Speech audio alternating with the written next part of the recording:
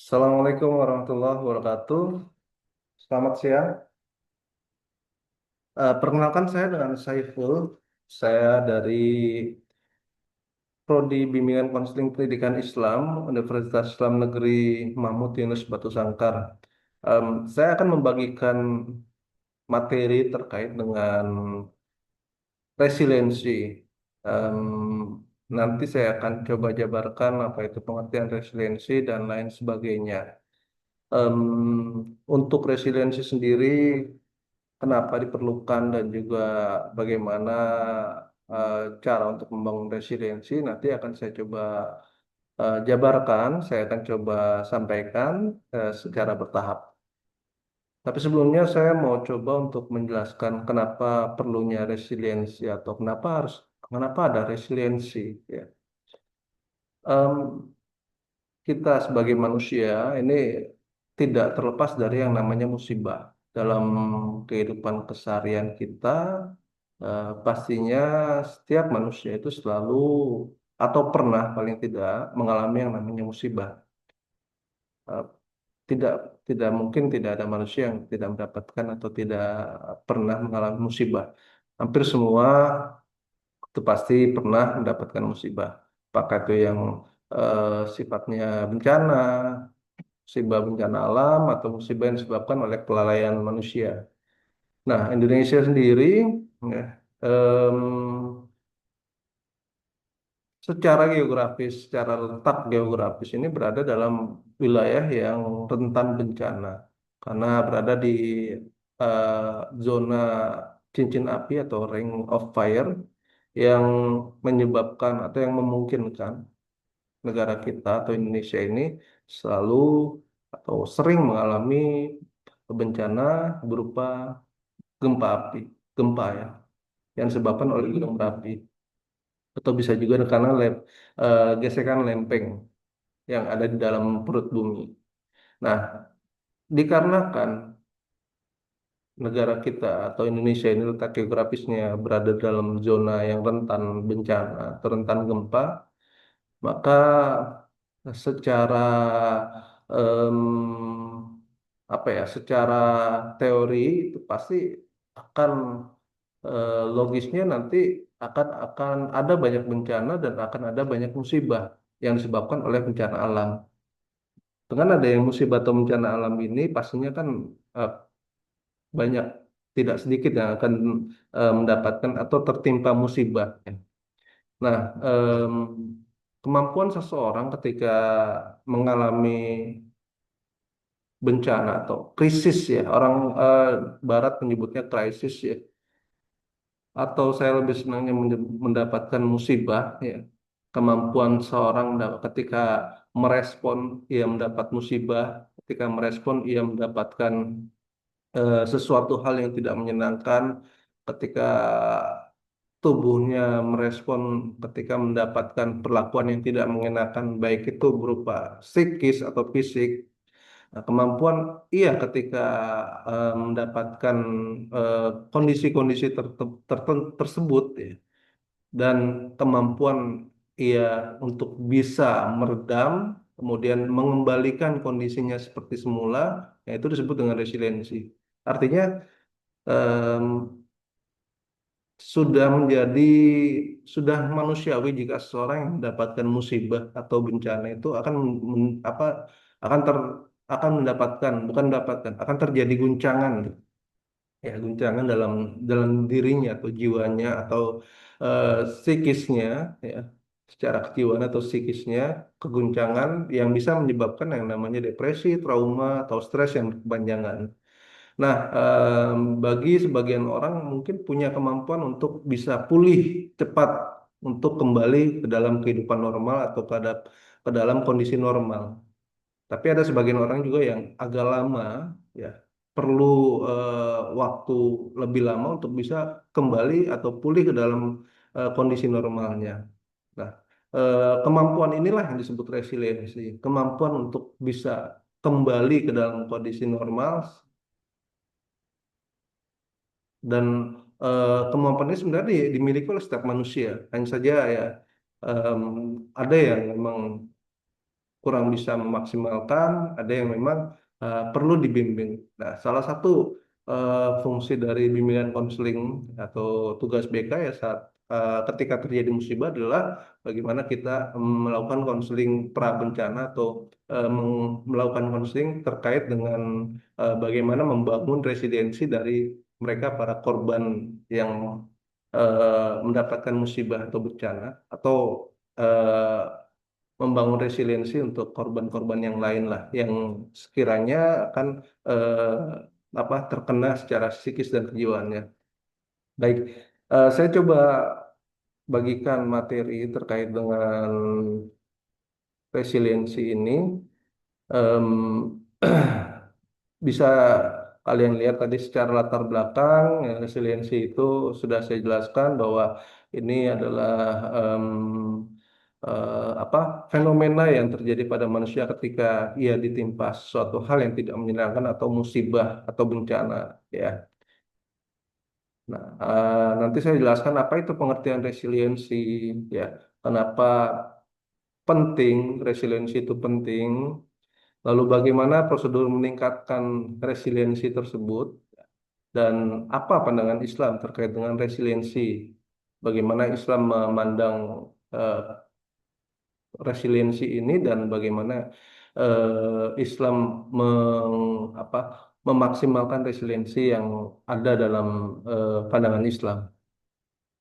Baik, secara pengertian untuk resiliensi ini diadaptasi dari kata resilience yang berarti daya renting atau kemampuan untuk kembali dalam bentuk semula. Nah, kalau mengutip dari American Psychological Association, menurut APA atau American Psychological Association, resiliensi ini adalah proses adaptasi dalam menghadapi kesulitan, trauma, tragedi, ancaman, atau bahkan sumber-sumber signifikan yang dapat menyebabkan individu itu stres. Kemudian hal senada juga disampaikan oleh Kanner dan Davidson yang menyatakan bahwa resiliensi adalah kualitas kemampuan seseorang dalam menghadapi kesulitan. Ya, jadi intinya adalah dari EPA dan juga Kanner dan Davidson adalah bagaimana kita atau kemampuan seseorang dalam menghadapi kesulitan dan menghadapi sumber-sumber yang bisa menyebabkan seseorang itu stres. Nah, ini em, dikuatkan juga oleh Snyder dan Lopez yang mengungkapkan bahwa resiliensi merupakan adaptasi yang baik ketika individu berada di bawah kondisi yang tidak menyenangkan atau merugikan dirinya. Ya, jadi berdasarkan penjelasan-penjelasan tadi, ya, merujuk pengertian dari resiliensi menurut APA, American Psychological Association, em, bisa diartikan bahwa resiliensi ini adalah proses adaptasi dalam menghadapi kesulitan, trauma, tragedi, ancaman, atau bahkan sumber-sumber signifikan yang menyebabkan individu itu stres. Ya, jadi em, untuk untuk pengertian secara resiliensi tadi secara etimologis dan juga pendapat para ahli yaitu kurang lebih mereka mempunyai perspektif yang sama adalah kemampuan untuk individu agar bisa kembali dalam menghadapi stres atau sesuatu hal yang tidak menyenangkan. Nah, kemudian apa sih karakter individu yang resilient? Nah, perlu diketahui untuk seseorang yang mempunyai resiliensi yang bagus itu ada karakter-karakter yang bisa dilihat, ya. Menurut Rutter ya dalam Liu dia menyebutkan bahwa karakter orang yang resilient itu mencakup pertama bisa melihat perubahan atau stres sebagai tantangan. Ketika mendapatkan masalah, dia melihat itu sebagai bukan suatu hal yang negatif, tapi sebagai tantangan yang harus dijalani atau dilawan. Kemudian punya komitmen untuk bisa bangkit dan berjuang terhadap dirinya, terhadap apa yang jadi tujuan hidupnya. Lalu dengan dengan kedua tadi dia juga selain itu mengakui adanya keterbatasan dalam dirinya.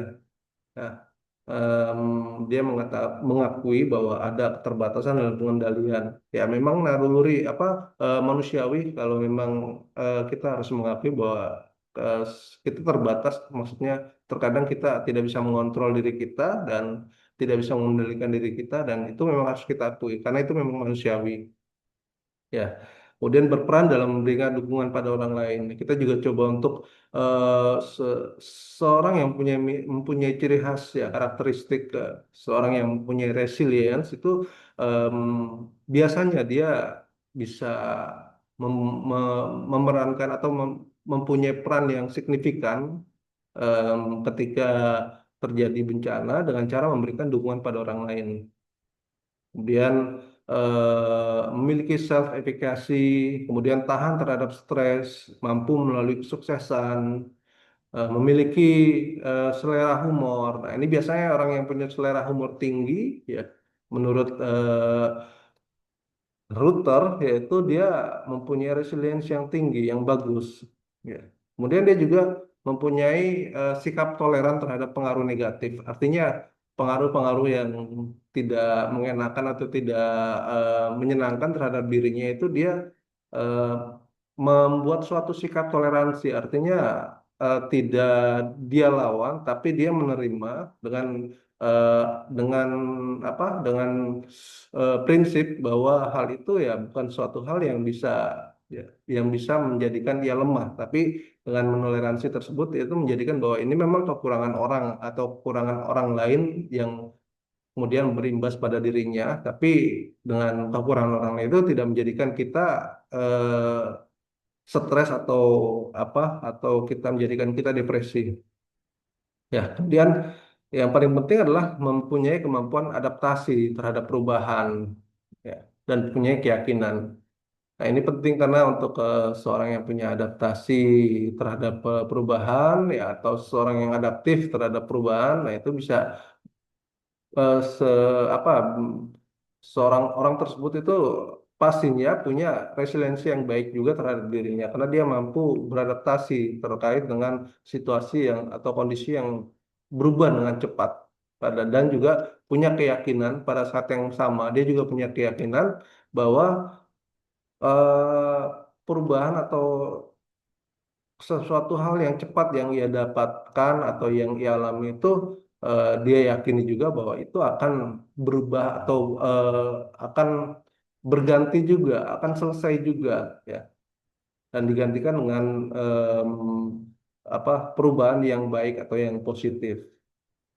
Ya, jadi mengutip Prater ya juga bahwa ia berpendapat bahwa resiliensi ini merupakan hasil dari kesuksesan dalam menghadapi masalah daripada menghindar terhadap masalah tersebut ya sehingga seseorang atau individu yang memiliki resiliensi dipastikan akan selalu menghadapi dan menyelesaikan masalah yang ada di hadapannya tanpa harus menghindar.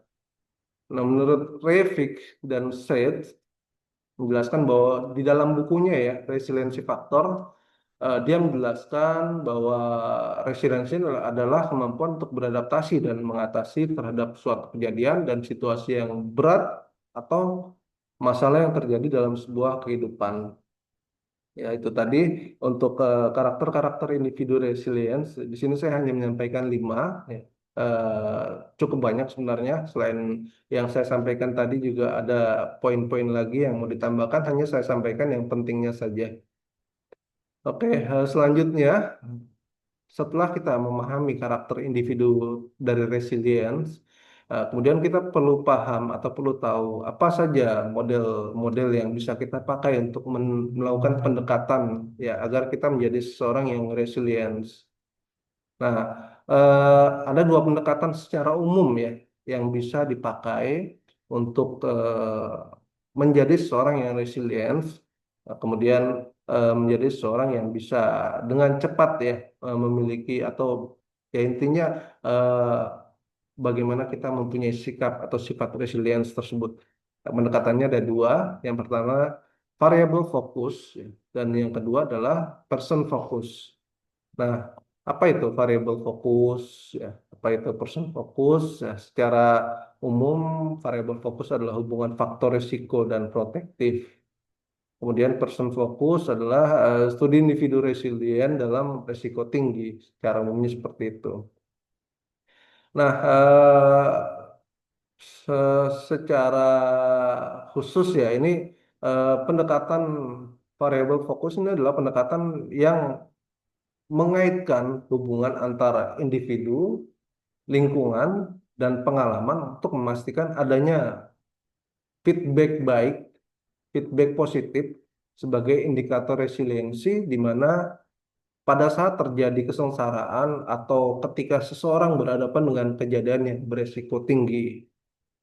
Jadi eh, ketika seorang em, hubungan antar seorang atau individu dan pengalaman itu menjadikan eh, suatu variabel yang bisa apa ya bisa memastikan adanya feedback positif seorang yang punya pendekatan dengan lingkungan ya kemudian dengan orang lain dan juga punya pengalaman itu juga itu eh, menjadi satu variabel salah satu variabel untuk pendekatan dalam resiliensi.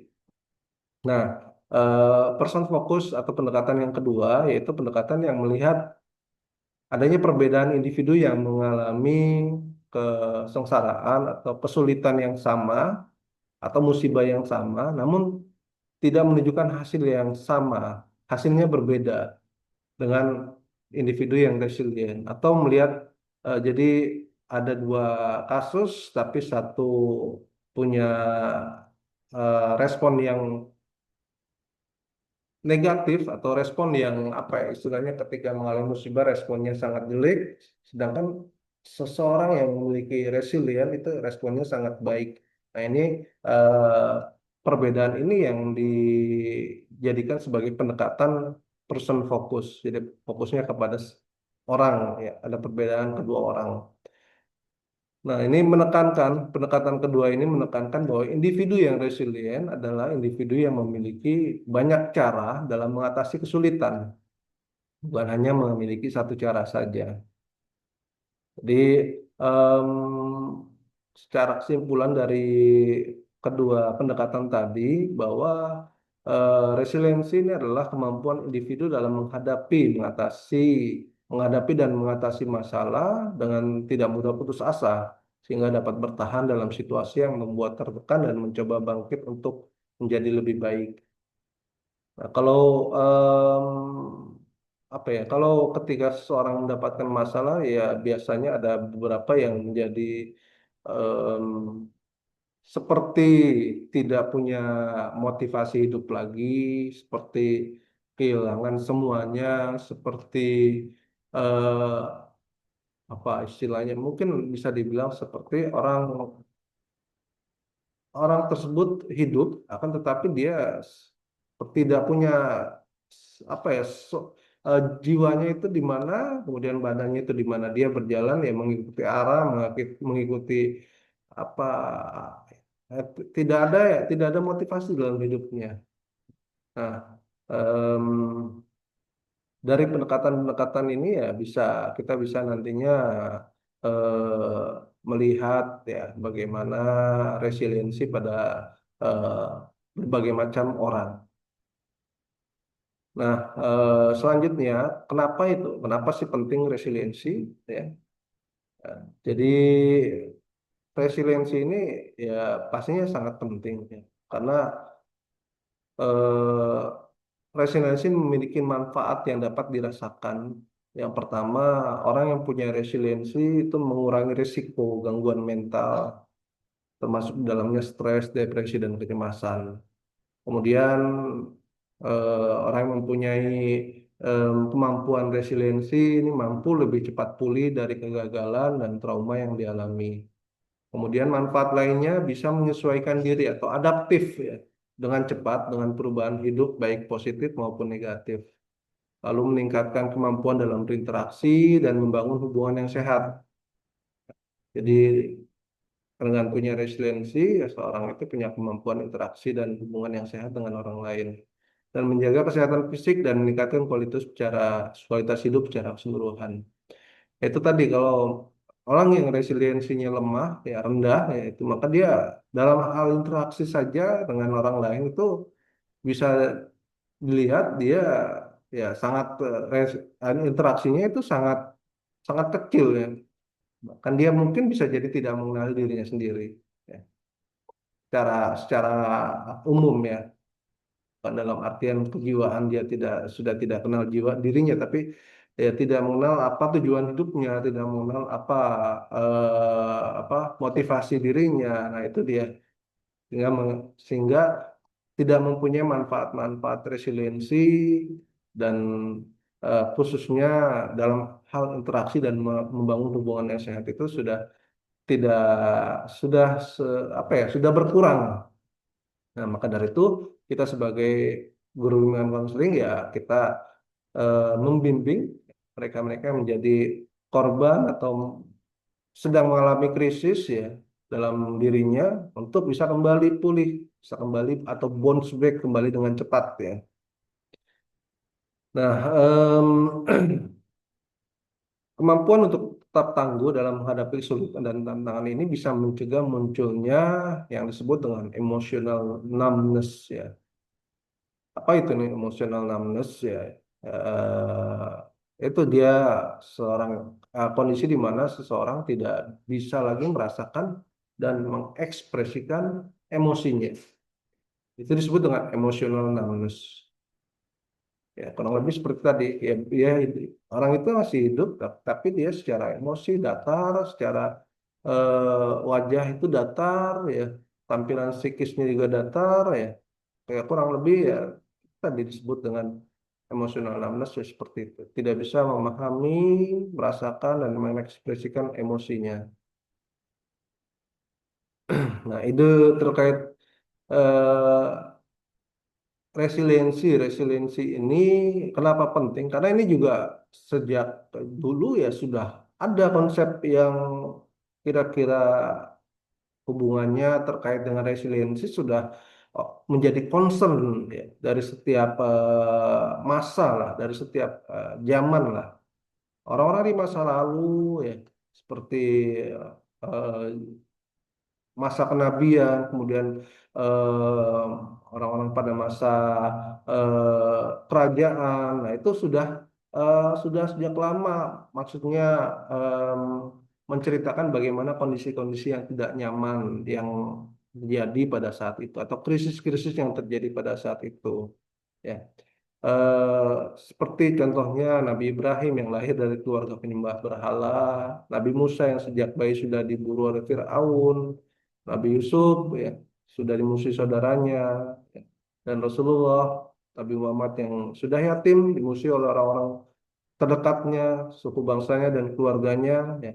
Nah ini eh, termasuk contoh-contoh atau konsep resilience yang sudah ada sejak dulu. Kemudian pada abad 19 juga awal perkembangan keilmuan psikologi terdapat adanya em, fenomena atau ketertarikan dalam memahami adaptasi individu terhadap lingkungan, ya. Baik dari teori seleksi alam hingga teori psikoanalisis, ya. Nah, ini banyak sekali apa ya fenomena-fenomena yang mengamati terkait dengan em, apa perilaku adaptasi individu tersebut. Nah, pada abad ke-20 masuk ke abad 20 makin banyak studi yang membahas terkait dengan konstruk psikologi seperti motivasi, kompetensi, dan self-efficacy yang berfokus pada aspek positif dalam perkembangan manusia. Nah, jadi em, aspek-aspek penting dalam resilience ya ini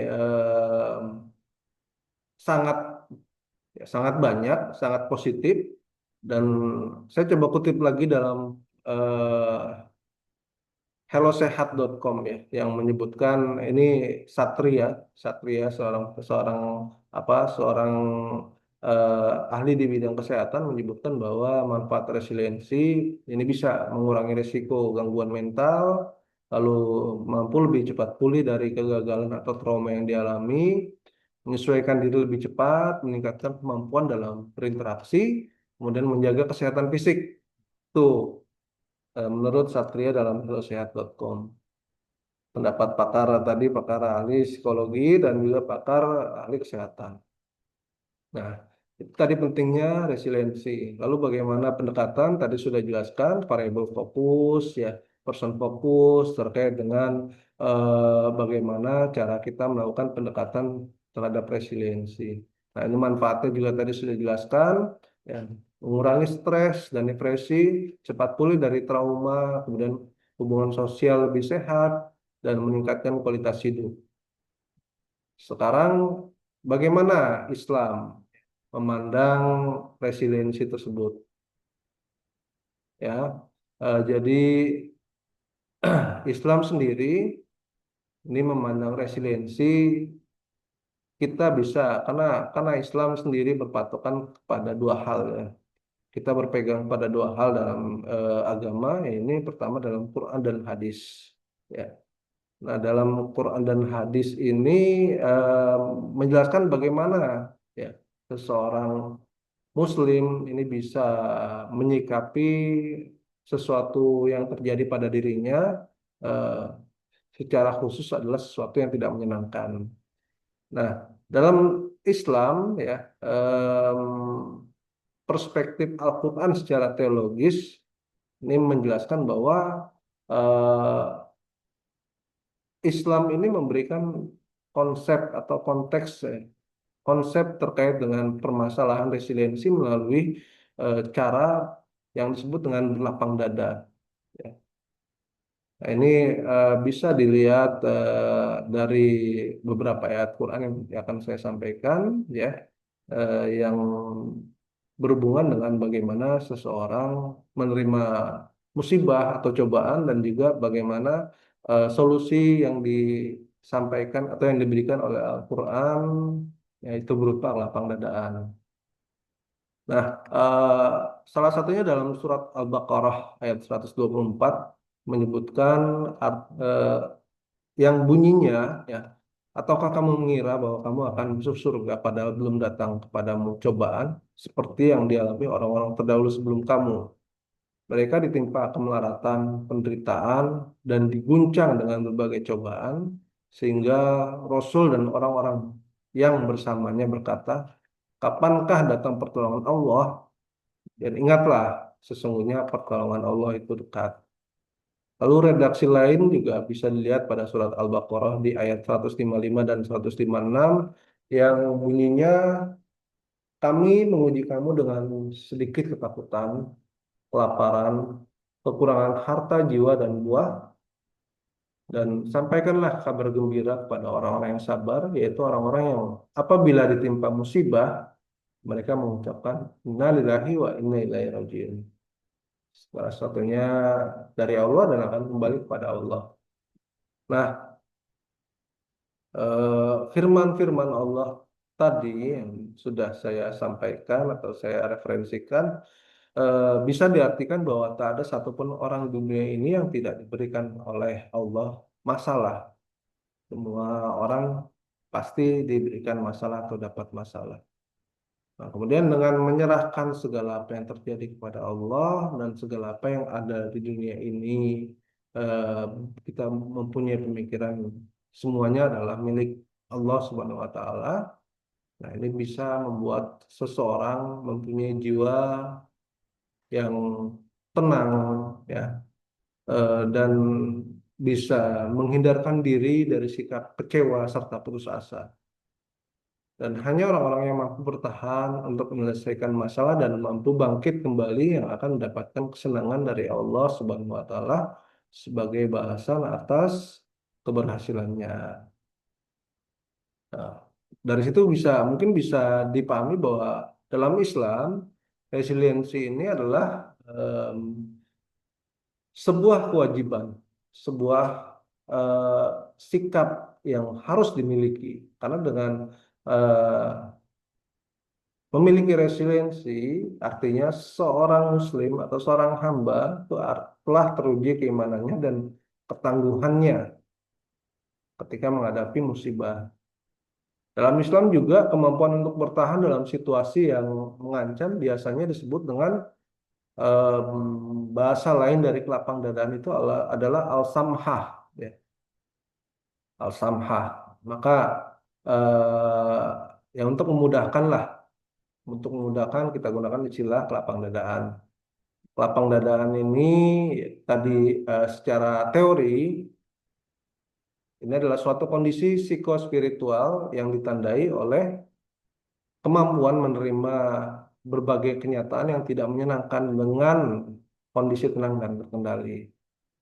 Ini mengutip dari Anas Nasori tahun 2008. Orang-orang yang punya sikap al-sam'ah atau kelapang dadaan memiliki biasanya memiliki kekuatan dalam jiwanya untuk bertahan dan tidak berputus asa ketika yang menghadapi berbagai situasi yang secara objektif tidak menyenangkan. Ya, baik itu tidak menyenangkan secara fisik, ya, atau secara psikis. Semakin tinggi samha seseorang maka atau lapang dada seseorang, semakin ia mampu menerima realitas atau kenyataan yang beragam, yang bermacam-macam ya terkait dengan masalah yang menimpa dirinya, termasuk yang tidak menyenangkan. Situasi tidak menyenangkan ini sebenarnya bisa saja terjadi kan banyak hal ya. Ada faktor alam, faktor ekonomi, faktor sosial politik. Nah, faktor alam ada bencana yang disebabkan oleh alam, tsunami, gempa bumi dan lain-lain ya. Kemudian em, ketika seseorang menjadi korban bencana itu berat, pasti ya tidak mengenakan lah karena kehilangan sudah pasti kehilangan jiwa, kehilangan keluarga, kehilangan tempat tinggal, kehilangan harta. Nah, itu merupakan suatu hal yang berat. Tapi em, pada faktanya eh, ada riset yang apa ya, yang menerangkan bahwa dalam kejadian ketika terjadi bencana tsunami, nah, ini ada perbedaan resilience atau kelapang dadaan yang bisa dilihat yang terjadi pada korban bencana tsunami tersebut. Em, Sebagian dari mereka menunjukkan sikap yang tenang, ya, sikap yang terkendali karena mereka menghayati peristiwa yang terjadi secara holistik, yaitu mereka membuat persepsi bahwa kejadian ini pasti ada hikmahnya atau pers- dengan kata lain kejadian yang dia alami itu memiliki keterkaitan dengan kejadian lain. Misalkan bahwa bencana terjadi pastilah memiliki hikmah. Apa itu hikmahnya? Ya pasti nanti akan ditunjukkan atau bisa juga nanti akan mendapatkan jawabannya sendiri. Mereka juga orang yang mempunyai sikap ini biasanya perilakunya lebih terkendali, ya. Secara emosional, secara psikis itu lebih terkontrol secara baik sehingga tidak tidak menjadikan um, sesuatu sesuatu yang merugikan dirinya sendiri atau orang lain di lingkungan dan sekitarnya. Tapi ada sebagian eh, korban tsunami yang justru merasakan atau merespon secara tidak terkontrol atau secara berlebihan atau dia mempunyai penderitaan fisik dan psikis yang berat. Ini biasanya mereka yang berada lebih jauh rumahnya dari titik bencana. Kalau yang di dalam, maksudnya yang di em, dekat bencana itu mereka biasanya lebih lapang dada dibandingkan yang di jauh dari bencana atau lokasinya jauh dari bencana. Karena mereka biasanya menyesali bagaimana mereka telat untuk bertindak, bagaimana telat untuk membantu keluarga atau saudaranya atau orang-orang yang ia sayangi sehingga ya itu dia penyesalan atau apa ya, ya proses depresinya ya stresnya itu tidak tidak sama dengan mereka yang karena memang lokasi mereka dekat dengan bencana ya mereka lebih lapang dada. Nah, situasi yang sulit juga bisa terjadi karena faktor ekonomi. Seorang yang hidup di tengah kesulitan ekonomi menyebabkan banyak hal, kelaparan atau kekurangan. Nenek moyang kita juga sudah diuji sejak dulu ya, karena adanya penjajahan, kolonialisme, sehingga secara fisik ya mereka mendapatkan perlakuan yang tidak menyenangkan. Tetapi karena kelapang dadaannya ya mereka bersyukur. Bersyukur karena apa ya? Karena em, mereka dianugerahi, mereka sadar bahwa mereka dianugerahi oleh negeri yang di dalamnya terdapat banyak makanan dan banyak minuman yang bisa dimaksimalkan, baik itu bentuknya dari tanaman-tanaman yang ada di hutan atau sumber-sumber mata air yang ada di hutan. Nah, itu bisa mereka manfaatkan dan membuat mereka menjadi belapang dada. Nah, beda dengan orang-orang Ethiopia yang selama bertahun-tahun mengalami kelaparan yang menjadikan mereka lebih lebih rentan resiliensinya karena mereka tidak mempunyai eh, bukan tidak mempunyai ya, sumber-sumber makanan dan minuman yang disediakan oleh alam pun sedikit sehingga eh, untuk kemampuan berlapang dadanya itu berbeda dengan eh, yang terjadi pada nenek moyang kita pada saat penjajahan atau pada saat dilanda situasi ekonomi yang sulit ya. Jadi faktor ekonomi pun menyebabkan, kemudian faktor alam pun bisa mempengaruhi juga kelapangan dan seorang. Situasi politik juga menjadi bentuk yang bisa menumbuhkan kelapang dadaan. Ya, sebagai contoh ada Nabi Musa yang hidup di bawah pemerintahan Firaun yang otoriter, kemudian orang-orang yang apa ya di Turkistan Timur, orang-orang Uighur ya, ya, yang berada dalam kendali pemerintahan Tiongkok. Nah, kemudian orang-orang Rohingya yang dalam di bawah tekanan pemerintah militer Myanmar ya. Nah, ini kondisi-kondisi politik ini menjadikan em, mereka yang mengalami hal tidak menyenangkan ini menjadikan mereka harus mengedepankan yang namanya kelapang dadaan agar tidak terjadi yang namanya stres atau kecemasan atau depresi. Konteksnya seperti itu, tapi kalau terkait dengan bagaimana melawan atau itu sudah beda konteks ya.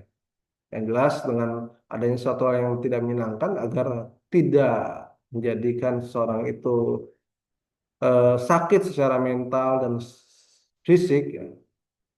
Kemudian kejiwaan, nah itu dia harus mempunyai resiliensi. Oke, baik. Em, itu faktor kelapang dadaan ini ya bisa di apa bisa sebenarnya bisa ditimbulkan atau ditumbuhkan ya tepatnya bisa ditumbuhkan dengan sama ya bisa dilihat bagi orang yang punya keimanan yang baik atau keimanan yang eh, dia dia sudah maksudnya orang tersebut ya sudah memahami bagaimana konsep ada yang namanya takdir baik dan takdir buruk kan sudah dijelaskan ya bahwa kita jika beriman kita harus mengimani adanya namanya takdir baik dan takdir buruk. Jadi orang yang biasanya sudah memahami konsep tersebut, dia memiliki kelapang dadaan yang lebih baik dibandingkan orang yang belum memahami konsep tersebut. Kemudian zikir, zikir ini mengingat Allah ya. Ketika seorang bisa eh, memaksimalkan konteks zikir atau mengingat Allah ketika menghadapi sesuatu hal yang tidak menyenangkan atau tidak mengenakan, maka orang tersebut itu bisa mempunyai resiliensi atau kelapang dadaan yang baik dibandingkan yang tidak. Bagaimana Nabi dulu, contohnya Nabi Yunus ketika berzikir dalam perut ikan hiu, atau ketika em, Nabi apa Nabi Adam ketika dia melantunkan Rabbana Zolamna Busana terkait dengan masalah atau terkait dengan musibah yang hadapi ketika diturunkan ke bumi, itu bisa dijadikan sebagai faktor yang bisa membuat mereka berlapang dada.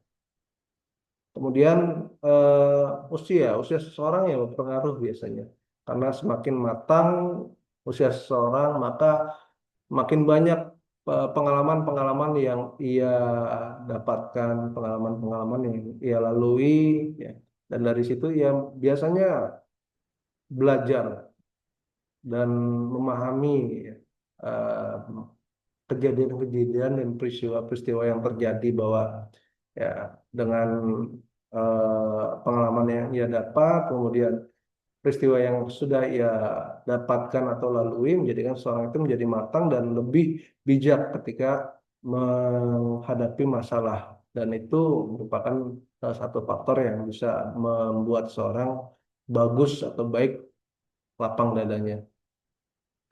Lalu persepsi penderitaan, nah itu tadi bagaimana seseorang mempunyai persepsi, pandangan, ya, pemahaman terkait dengan apa itu penderitaan. Dalam eh, seorang Muslim yang paham itu penderitaan itu tidak hanya didapatkan untuk apa ya, jadi penderitaan ini tidak selalu dihubungkan oleh yang namanya azab, tapi juga bisa disebutkan sebagai ujian. Dan eh, seorang muslim juga harus percaya bahwa ketika ia mendapatkan kesulitan itu pasti akan ada jalan keluar atau kemudahannya, sebagaimana yang dijelaskan atau difirmankan oleh Allah yang suratnya sangat familiar, surat Al-Nasrah, yang bunyinya dalam kesulitan itu ada kemudahan, dalam kesulitan itu ada kemudahan, dan disebutkan dua kali pada ayat tersebut. Ada juga yang bilang bersama kesulitan itu ada kemudahan, bersama kesulitan itu ada kemudahan. Kayak yang terakhir, lingkungan pendukung yang mempengaruhi faktor kepandaian seseorang.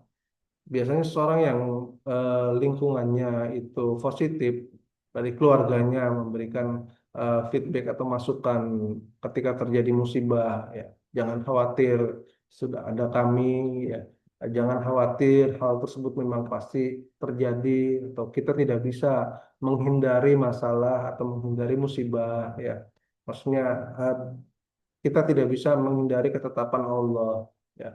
Em, Hal itu sudah terjadi, kita tidak bisa kembali mengembalikan lagi seperti semula. Tapi kita harus apa ya, menjadikan ini sebagai eh, sesuatu hal yang bisa menguatkan kita. Nah, lingkungan-lingkungan yang memberikan feedback positif tersebut itu bagus atau baik bagi faktor yang bisa membangun lapang dada seorang menjadi positif atau menjadi baik. Jadi iman dan zikir, usia dan pengalaman, persepsi penderitaan dan lingkungan mendukung itu faktor-faktor yang bisa menjadikan kelapang dadaan seorang itu baik. Nah, kesimpulannya terakhir, secara umum resiliensi ini adalah kemampuan tumbuh dari tekanan hidup. Seorang yang mempunyai kemampuan yang bisa kembali secara cepat, yang diibaratkan daya lenting atau diibaratkan pegas atau per yang ketika ditarik, ditekan itu kembali lagi ke posisi semula. Nah, itu adalah kemampuan resiliensi yang digambarkan melalui konsep pegas, konsep per atau konsep daya lenting tadi. Maksudnya adalah ketika seorang mendapatkan musibah bencana, ia bisa dengan cepat kembali ke dalam fungsi normalnya atau kehidupan normalnya, atau bisa kembali sebagaimana eh, manusia normal yang beraktivitas, ya, dan melakukan segala sesuatu halnya dengan normal. Kemudian resiliensi ini bisa dikembangkan melalui latihan, ya, eh, dengan cara mempelajari apa itu resiliensi, kemudian Bisa dikembangkan dengan dukungan sosial dan pendekatan spiritual, bisa dengan mempelajari dari sejarah-sejarah yang senada, ya, sejarah-sejarah yang memperlihatkan bagaimana ketahanan seseorang dalam menghadapi musibah dan bencana. Kemudian bisa dengan eh, bergabung pada komunitas-komunitas yang eh, memang sering membantu terkait dengan musibah, terkait dengan bencana, yang kemudian bisa menimbulkan empati kita. Dengan empati itu kita bisa paham, bisa memahami, dan bisa belajar bagaimana sikap-sikap orang terkait dengan masalah yang ia hadapi atau yang terjadi pada diri. Dan yang terakhir, Islam menekankan akan pentingnya resiliensi dengan cara berlapang dada. Karena dengan berlapang dada, seseorang itu bisa mempunyai keimanan, bisa mempunyai pandangan yang positif terkait dengan sesuatu hal yang tidak mengenakan, atau tidak hanya mengenakan, dalam Islam pun sesuatu hal yang mengenakan itu harus disikapi dengan lapang dada agar tidak menjadi arogan atau sombong atau tidak menjadi lemah. Baik, saya rasa cukup sekian penjelasan atau pembahasan terkait dengan resiliensi. Sekian dari saya. Mohon maaf jika banyak kekurangan. Terima kasih. Assalamualaikum warahmatullahi wabarakatuh.